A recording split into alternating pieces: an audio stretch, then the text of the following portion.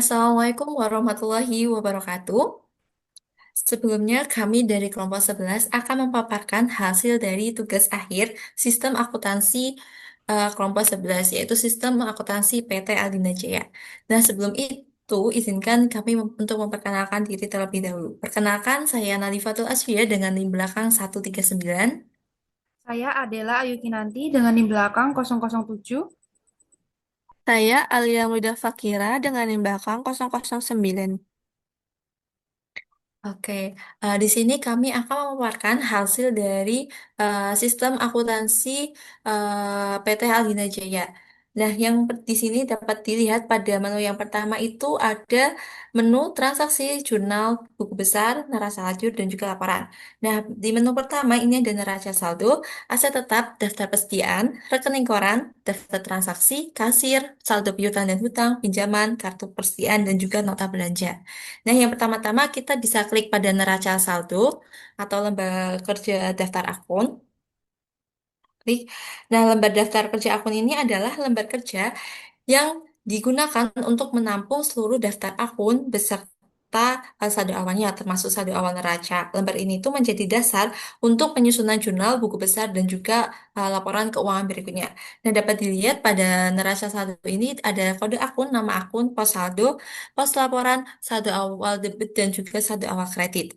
Nah, untuk kita next ke sheet berikutnya atau lembar kerja berikutnya, kita bisa klik menu bagian atas, kita klik.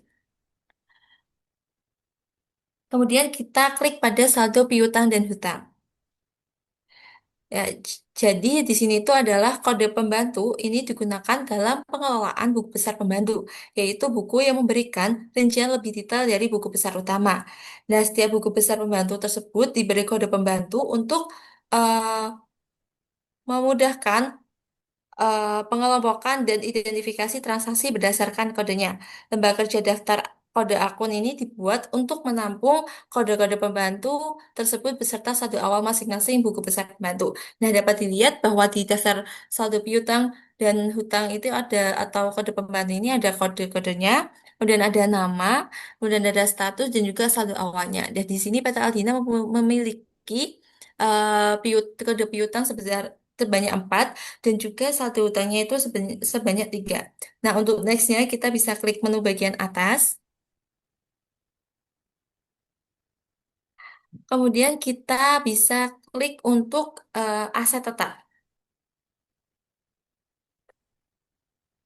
Nah, untuk daftar aset tetap ini berfungsi untuk mencatat dan memantau aset tetap yang dimiliki perusahaan termasuk nilai perolehan, umur ekonomis, dan penyusutan sehingga pengelolaan dan pelaporan aset menjadi lebih akurat.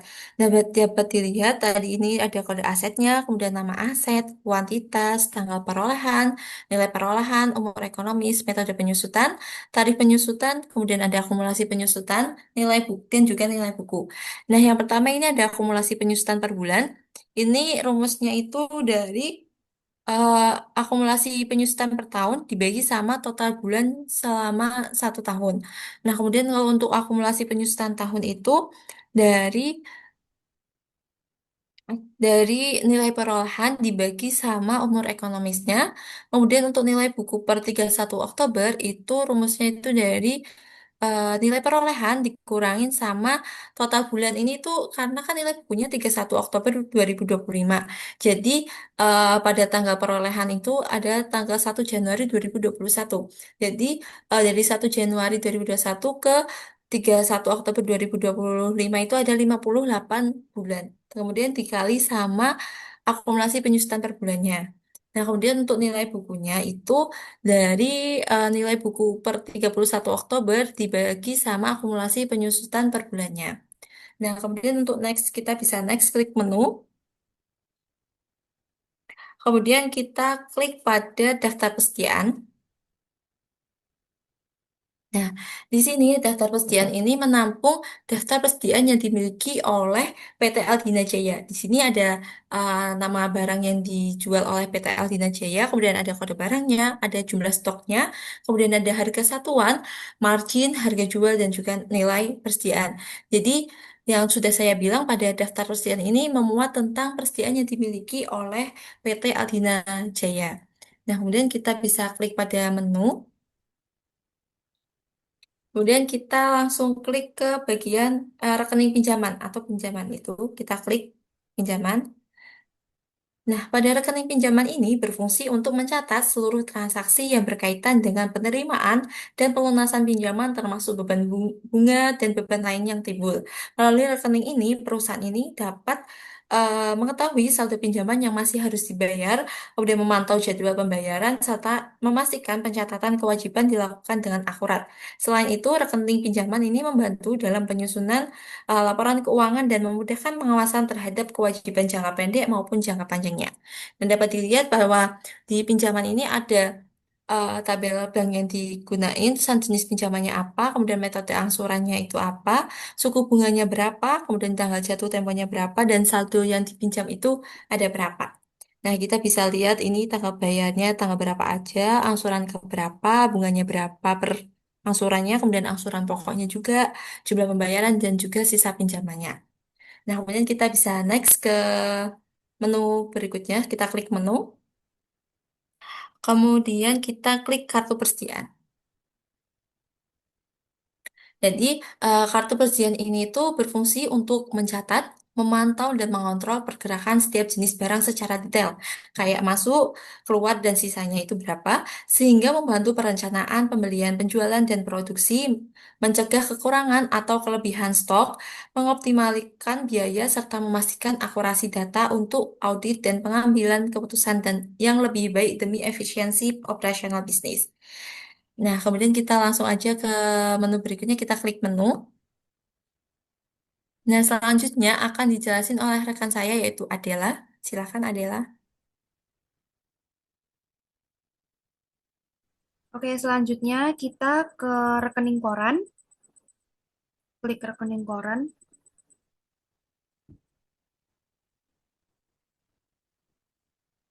Nah, rekening koran ini itu merupakan laporan mutasi keuangan yang menunjukkan seluruh aktivitas debit, pengeluaran, lalu kredit, itu pemasukan, dan juga saldo akhir dalam periode tertentu. Nah, fungsi rekening koran ini itu untuk mencatat seluruh transaksi bank secara rinci sehingga perusahaan itu dapat memantau arus kas masuk dan juga keluar, lalu mengetahui saldo secara real time, terus melakukan rekonsiliasi dengan catatan pembukuan untuk memastikan tidak ada selisih, serta menjadi bukti transaksi resmi yang dapat digunakan dalam audit maupun laporan keuangan. Nah, komponen yang ditampilkan di sini itu ada nama, terus alamat, rekening, eh, nomor rekening, terus periode, mata uang. Lalu ada catatan bank, terus ada tabel transaksi mutasinya. Nah, manfaat dari rekening koran ini itu untuk memudahkan perusahaan memonitor mutasi tanpa buka rekening BNI secara langsung. Lalu yang kedua itu memastikan data keuangan itu rapi dan juga otomatis itu nanti terupdate. Terus yang ketiga membantu bagian keuangan, terus kasir dan juga admin untuk melihat riwayat transaksi dengan jelas, lalu mengurangi kesalahan manual dalam pencatatan mutasi. Selanjutnya kita klik kembali ke menu, kita ke kasir, klik kasir.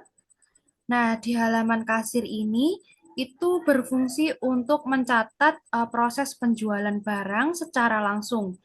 Nah, di bagian ini itu dapat memilih nama barang, terus memastikan memasukkan barang, terus jumlah yang dibeli. Lalu sistem ini akan otomatis menghitung total transaksi. Terus di bagian menu ini itu juga menampilkan grand total, terus ada jumlah pembayaran, terus kembalian, sehingga proses transaksi itu nanti menjadi lebih cepat dan juga akurat. Selain itu, setiap item yang ditambahkan itu akan muncul dalam tabel daftar penjualan dan stok penjualan di bagian persediaan itu akan otomatis berkurang sesuai dengan jumlah yang terjual. Nah, fitur ini itu membantu mempercepat pekerjaan kasir sehingga meminimalkan kesalahan hitung dan memastikan data penjualan itu tercatat dengan rapi.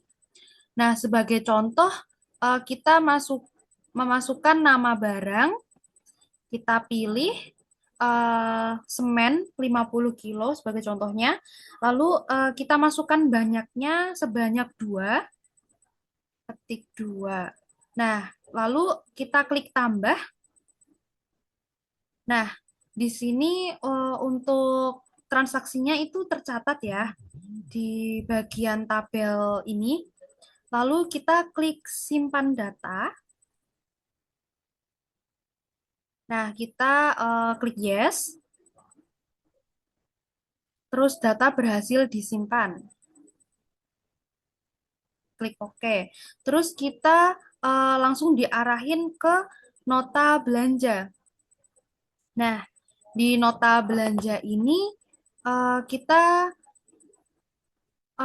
berisi kumpulan seluruh transaksi penjualan. Eh, nota belanja ini, maaf, itu berfungsi sebagai bukti resmi transaksi pembelian yang dilakukan pelanggan. Terus pada bagian ini itu ditampilkan informasi lengkap seperti tanggal, nomor nota, terus nama barang, terus harga satuan, jumlah yang dibeli, terus serta total pembayaran. Terus setiap transaksi yang dilakukan itu melalui menu kasir itu secara otomatis akan menghasilkan eh, menghasilkan nota ini sehingga nanti pelanggan itu mendapatkan bukti pembayaran yang jelas dan juga rapi. Nah, nota belanja ini itu memuat keterangan bahwa barang yang sudah dibeli itu tidak dapat dikembalikan. Terus serta terdapat kolom tanda tangan sebagai pengesahan transaksi. Selanjutnya kita kembali ke menu.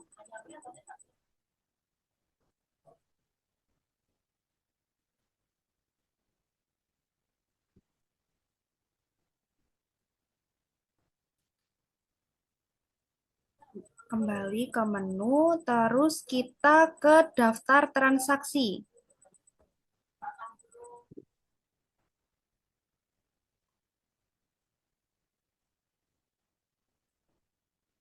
Kita ke daftar transaksi.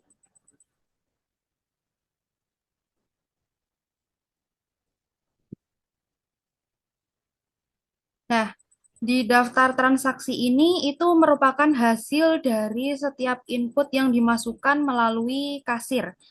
Jadi setiap kali kasir itu melakukan pencatatan penjualan, itu sistem akan otomatis menghasilkan nota belanja dan secara bersamaan itu mencatat transaksi tersebut ke dalam daftar transaksi. Nah, melalui daftar transaksi ini kita dapat melihat seluruh transaksi yang terjadi secara lengkap dan real time tanpa harus memasukkan data ulang.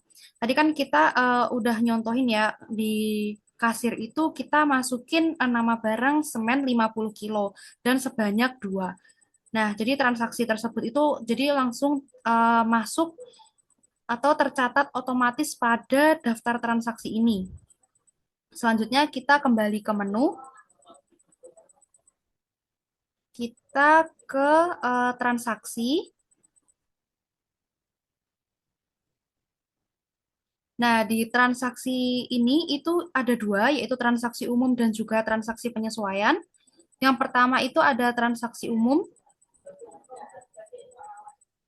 Klik transaksi umum. Nah, di transaksi umum ini itu berisi seluruh transaksi operasional yang terjadi setiap hari, seperti pembayaran utang, terus penerimaan piutang, penjualan tunai maupun kredit, serta pengeluaran berbagai biaya. Nah, menu ini itu berfungsi untuk mencatat secara lengkap dan juga beruntun seluruh aktivitas keuangan perusahaan sehingga nanti itu memudahkan proses pengecekan, terus menjadi dasar penyusunan laporan keuangan, serta memastikan riwayat transaksi itu tersimpan dengan jelas dan juga akurat. Selanjutnya kita ke menu, kita ke transaksi yang kedua yaitu transaksi penyesuaian. Nah, pada transaksi penyesuaian ini itu mencatat transaksi akhir periode seperti beban yang masih harus dibayar, terus perlengkapan yang sudah digunakan, terus penyusutan aset, terus pendapatan diterima di muka dan juga penyesuaian beban lainnya. Nah, fitur ini itu berfungsi untuk menyesuaikan saldo akun agar tepat serta menghasilkan laporan keuangan yang lebih akurat dan dapat dipertanggungjawabkan. Selanjutnya kita kembali ke menu. Untuk penjelasan selanjutnya akan dijelaskan oleh rekan saya yaitu Alia. Oke, untuk selanjutnya kita ke menu jurnal ini. Nah, di sini jurnal tuh terdapat ada dua. Yang pertama ada jurnal umum dan jurnal penyesuaian. Nah, untuk yang pertama kita klik ke jurnal umum. Nah, jurnal umum ini tuh digunakan untuk mencatat beragam transaksi, mencakup transaksi kas dan bank, penjualan, pembelian, penyesuaian, serta transaksi lain yang terjadi. Nah, di sini tuh terdapat eh, tabelnya itu ada tanggal, bukti, keterangan, kode akun, kode pembantu, nama relasi, debit, dan kredit. Nah, ini saya akan contohkan untuk cara inputnya. Di sini kita tanggal. Nah, kita tanggalnya tuh kita masih manual. Jadi kita ngetik sendiri. Ini kita nyesuaiin 5. Dan untuk kode bootingnya juga kita sesuaiin sama di transaksinya. Selanjutnya kita keterangannya juga sama kita kita masih manual.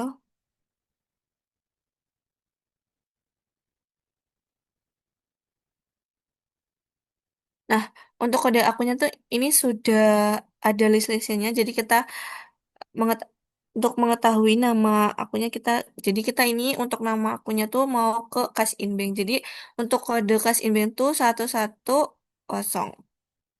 Nah, dia akan otomatis muncul di sini. Nah, untuk kreditnya kita samain 3 juta.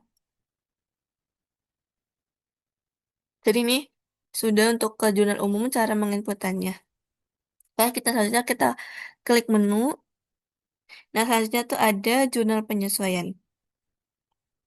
Nah, tadi kan selain jurnal umum, terdapat juga jurnal penyesuaian yang dimana digunakan untuk mencatat berbagai transaksi khusus di akhir periode, kayak misalkan pengakuan beban yang belum dibayar, pencatatan akumulasi penyusutan, dan juga penyesuaian lainnya. Nah, untuk cara penginputannya sama kayak yang jurnal umum tadi. Jadi ini sama untuk cara menginputannya dan nama akun-akunnya juga sama kayak di jurnal umum. Selanjutnya kita klik menu lagi. Nah, yang selanjutnya ada buku besar. Nah, buku besar di sini tuh ada dua, yaitu ada buku besar dan sama buku besar pembantu. Nah, yang pertama kita klik ke buku besar. Nah, untuk buku besar ini itu hasil pengelompokan data atau transaksi dari jurnal berdasarkan masing-masing akun.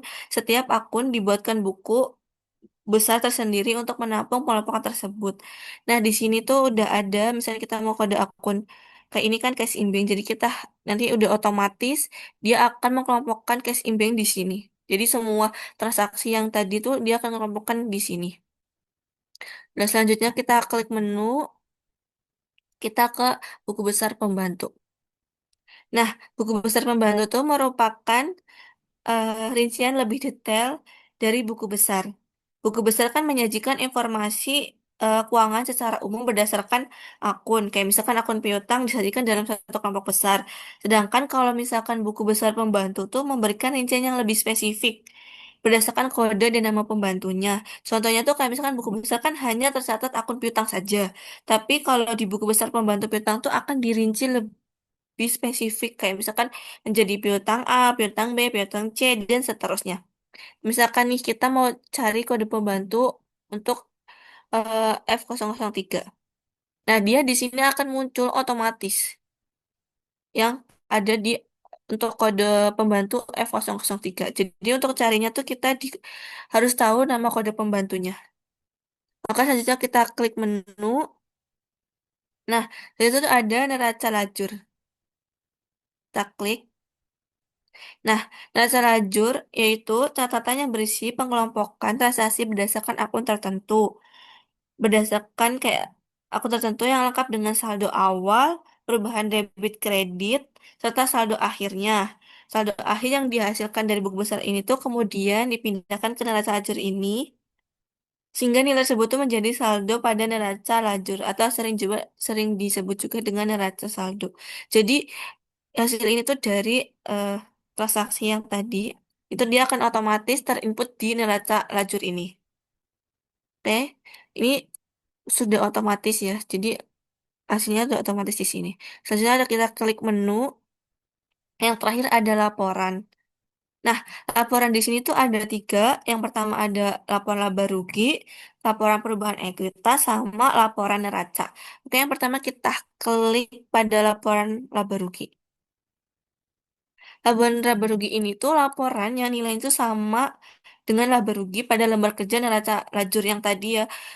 Oleh karena itu, saldo akun pada neraca lajur itu dapat dipindahkan ke lembar kerja laba rugi. Jadi, hasil ini tuh sama dengan neraca lajur, tapi ini lebih ke spesifik aja laporan laba ruginya saja. Jadi, ini sudah otomatis dan hasilnya tuh akan sama pada di neraca lajur yang tadi. Oke, selanjutnya, menu selanjutnya kita klik menu lagi. Yang kedua ada laporan perubahan ekuitas. Nah, laporan perubahan ekuitas yaitu laporan keuangan yang berfungsi menampilkan pergerakan ekuitas pemilik dalam suatu periode akuntansi yang di dalamnya itu tercakup unsur-unsur seperti laba atau rugi bersih, pembagian dividen, serta transaksi penambahan atau penarikan modal seperti penerbitan maupun pembelian kembali saham. Nah, jadi ini ada lembar sheet laporan perubahan ekuitas. Nah, untuk selanjutnya kita klik menu. Yang terakhir ada laporan neraca. Kan sebagaimana tadi di lembar kerja laba rugi, lembar kerja neraca juga merupakan laporan yang harus dimiliki nilai sama dengan neraca pada lembar kerja neraca lajur. Dengan demikian tuh seluruh nilai akun dalam neraca tuh diambil dari nilai akun yang tercantum pada neraca lajur.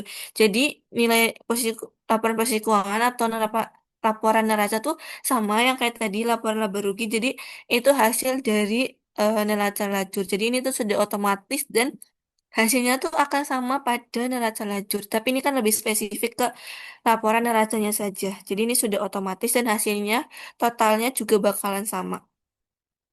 Oke, selanjutnya kita klik menu. Dan ini yang terakhir. Oke, pemaparan dari kelompok 11 sudah selesai. Eh, Sebelumnya kami mohon maaf apabila dalam penyampaian ada kurang kata atau salah. Eh, Terima kasih. Wassalamualaikum warahmatullahi wabarakatuh.